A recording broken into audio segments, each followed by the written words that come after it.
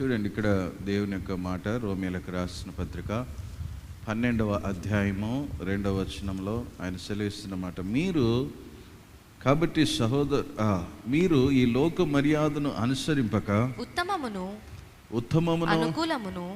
అనుకూలమును సంపూర్ణమునయున్న దేవుని చిత్తమేదో. చూడండి, ఉత్తమమైనది, అనుకూలమైనది, సంపూర్ణమై ఉన్న దేవుని చిత్తమేదో పరీక్షించి తెలుసుకొనున్నట్లు మీ మనస్సు మారి నూతన మగుట వలన రూపాంతరము పొందుడి అని దేవుడు మాట్లాడుతున్నాడు. దేవుని యొక్క ప్రియ బిడ్డలారా, మనము ఎన్ని నీతి కార్యములలో, ఉపవాస ప్రార్థనలో, పరిశుద్ధమైన కార్యములలో మనము చక్కని చేయుత కలిగి ప్రభు సహాయం కలిగి ముందుకు వెళ్తున్నప్పటికీ ఏదో ఒక రీతిగా కొన్నిసార్లు ప్రభువును మనం గాయపరుస్తూ ఉంటాం, తెలిసి తెలియక ప్రభువును బాధ పెడుతూ ఉంటాం. కాబట్టి దేవుడు మనందరితో మాట్లాడుతున్నటువంటి మాట, మీరు రూపాంతరము పొందండి. హల్లెలూయా. మీరు మారి నూతన మగుట వలన రూపాంతరము మీరు పొందుకోవాలా. రూపాంతరము అని అంటే ప్రభు యొక్క క్రీస్తు యొక్క స్వరూపంలోనికి మనం మార్చబడాలని దేవుని యొక్క ఆశ వాంఛ ఉంటున్నది. ఈ మాటను మనం చదువుకుంటే, మీరు ఈ లోక మర్యాదను అనుసరింపక, చదవండి, మీరు ఈ లోక మర్యాదను అనుసరింపక ఉత్తమమును అనుకూలమును సంపూర్ణమునయున్న దేవుని చిత్తమేదో పరీక్షించి తెలుసుకొనినట్లు మీ మనసు మారి నూతన మగుట వలన రూపాంతరము పొందుడి. చూడండి, మనం రూపాంతరం పొందాలంటే నూతన పరచబడాలంటే మనము పాతదైనది మన జీవితంలో నుండి తీసివేయబడాలి. హల్లెలూయా. పాతదైనటువంటి ఉత్తమమైనది, అనుకూలమైనది, దేవునికి ఇష్టమైనది మనం కోరుకునేటటువంటి బిడ్డలంగా మనం ఉండాలట.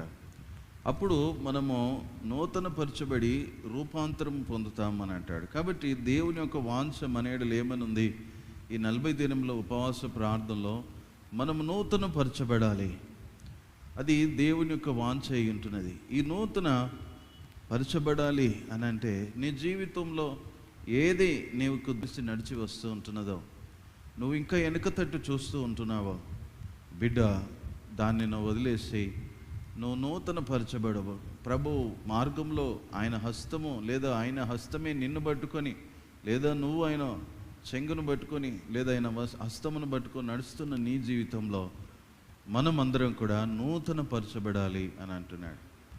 మన జీవితంలో నూతన పరచబడాలట. మన పాతదైనటువంటి హృదయపు డాగులు ఏమున్నాయో, పాపపు చర్యలు ఉన్నాయో, నోటి మాటల ద్వారా కావచ్చు, ఆలోచనల ద్వారా, తలంపుల ద్వారా కావచ్చు, చర్యల ద్వారా కావచ్చు, క్రియల ద్వారా, వీటన్నిటి విషయంలో మనం నూతన పరచబడాలట. నేత్రాశలో, శరీరాశలో, జీవపు డంబములలో మనము నూతన పరచబడాలట, కొన్ని బాధించడంలో.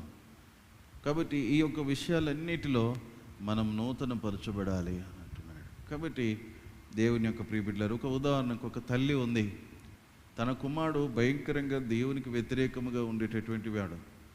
దేవుడు అంటే అతనికి ఇష్టం ఉండేది కాదు. ఎప్పుడు తన తల్లి మందిరంలోకి వెళ్ళినా అడ్డగించేవాడు, తన తల్లిని చూస్తే అసహ్యించుకునేవాడు, తన తల్లిని దుర్భాషలు మాట్లాడేవాడు తల్లిదండ్రులను చూసి. కానీ దేవుడు ఒక దినము తాను పడినటువంటి గుంటలో నుండి, అనగా భయంకరమైనటువంటి ఆర్థిక ఇబ్బందులు ఆ యవనస్తుడు పడినప్పుడు ప్రభు ప్రేమ ఆ యవనస్తుని జీవితంలోనికి వచ్చింది. ఆ దైవసేవకుడు సంఘము, దైవసేవకుడు సహాయం చేశాడు, తల్లిదండ్రులు సహాయం చేసి ఆ బిడ్డను బయటికి లాగి ఆ బిడ్డ జీవితం కొరకు ప్రార్థన చేసి వివాహం జరిగించి ఆ బిడ్డ జీవితంను కట్టగలిగారు. చూడండి, ఎక్కడి నుండి వస్తూ ఉంటున్నది ఈ ప్రేమ అంటే దేవుని యొక్క ప్రేమ తల్లిదండ్రుల్లో ఉంది. ఆ తల్లిదండ్రులు అసహ్యించుకోలే. తన చెడుతనమును బట్టి, తన పాపమును బట్టి, తన దుష్కార్యములను బట్టి, అలవాట్లను బట్టి ఆ కుమారుని అసహ్యించుకోలేదు. కానీ వీరు నూతన పరచబడి ఒక ప్రత్యేకమైన స్థితిలో ఉండి ప్రభు ప్రేమను కలిగి ఓపికతో నిరీక్షించి ప్రభు ప్రేమను ఆ బిడ్డకు చూపెట్టారు. కాబట్టి ఆ బిడ్డ ఇప్పుడు రక్షణలో ఉన్నాడు. హల్లెలూయా. ఆ కుటుంబం వెలుగులో ఉంటున్నది. అంటే చూడండి, మనము కూడా ఆ యొక్క కృపను నిరర్ధకం చేసుకునక ఆ ప్రభు ప్రేమను మనం ఈ లోకంలో మనం కలిగి నూతన పరచబడాలట. మన జీవితంలో మనం వెంటనే ఆవేశపడదు. యెహెజ్కేలు 18వ అధ్యాయము 31వ వచనమును మనము చదువుకుందాం. యెహెజ్కేలు 18వ అధ్యాయము 31వ వచనము. మీరు జరిగించిన అక్రమ క్రియలన్నిటినీ చూడండి, అక్రమ క్రియలను అని అంటున్నాడు. యెహెజ్కేలు 18వ అధ్యాయము 31వ వచనంలో అక్రమ క్రియలనన్నిటినీ విడిచి నూతన హృదయమును నూతన బుద్ధియు తెచ్చుకొనుడి. మీరు జరిగించిన అక్రమ క్రియలన్నింటినీ విడిచి నూతన హృదయమును నూతన బుద్ధియు తెచ్చుకొనుడి. నూతన బుద్ధియు తెచ్చుకొనుడి అని అంటున్నాడు. అక్రమ క్రియలు చూడండి, అక్రమ క్రియలు అంటే ఏమిటి? ఆజ్ఞ అతిక్రమమే పాపము అంటాడు. హల్లెలూయా. ఆజ్ఞను అతిక్రమించడమే పాపం అంట. ఆజ్ఞను, ఏ ఆజ్ఞలు ప్రభు చెప్తూ ఉంటున్నాడో, మరి ఆజ్ఞను అతిక్రమిస్తే పాపము. చూడండి, పాపము చేయవాడేవాడో వాడే మరణమునందును అని అంటాడు. యెహెజ్కేలు 18:4 వచనంలో చదవండి. మనుషులందరూ నా వశంలో ఉన్నారు. యెహెజ్కేలు 18వ అధ్యాయం 4వ వచనం అండి. యెహెజ్కేలు 18:4 చదవండి. తండ్రులేమి